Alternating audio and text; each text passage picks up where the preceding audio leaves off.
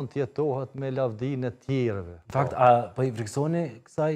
Po, LDK projektit së djatës, zoni Osmani, zotit Abdigjiku, ju si vetë në dosje? Po, zoti Abdigjiku do të na tregon çka u bë me rrugën e re, pra se atë rrugën e rrugovës e lëshoj. Ajo po dihet.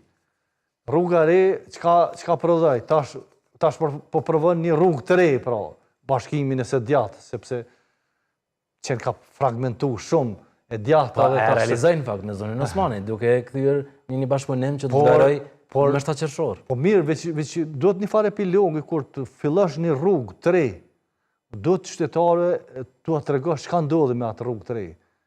A ke rrugë e re, apo ke një farë tentative, apo... Jo, në bazë të rezultateve të dhjetorit i bie që ka ngecur e rrugë. Po tash 7 qershor shpresojnë diçka tjetër. Tash një rrugë të re tjetër. Autostradë ndoshta. Autostradë. Por e vërteta është që nuk mund të jetohet pra me lavdinë e dikujt tjetër. Nuk mund të jetohet me lavdinë e Ibrahim Rrugovës, pra. Ai ka qenë lider i Lidhjes Demokratike, po këta më të e kanë braktisat rrugë. Pra, edhe zyrtarisht kanë thonë që një rrugë të re po e njihmi. Kështu që këto eksperimentet politike nuk është mirë shumë të zbatohen edhe të vihen në jetë, sepse nuk janë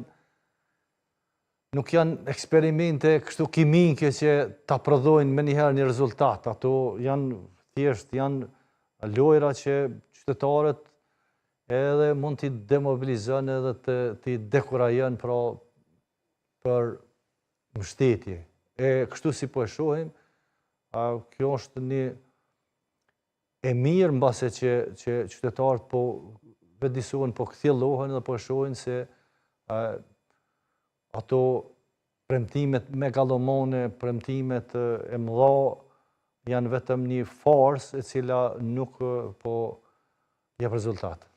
Zoti Dogolli, falenderoj shumë për kohën dhe gatishmërinë, sa që do të kemi rast të diskutojmë edhe gjatë fushatës zgjedhore, këtu të kemi në studio. Faleminderit gjithashtu.